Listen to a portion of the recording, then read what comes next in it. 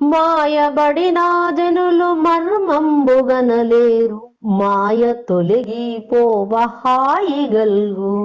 మాయ ద్రుంచ గురుని మంత్రంబు శక్తంబు, కాళికాంబ హంస కాళికాంబ.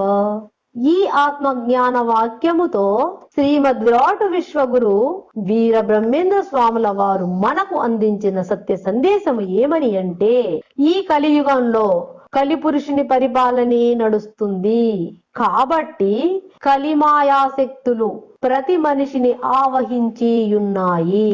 కలిమాయా ప్రభావం వల్ల మనుష్యులకు మానవులకు సత్యమేదో అసత్యమేదో తెలియకున్నది, తెలుసుకోలేకపోతున్నారు, తెలుసుకునే ప్రయత్నము కూడా చేయలేకపోతున్నారు. తన జీవితంలో తనకు అవసరమైంది ఏదో అవసరము లేని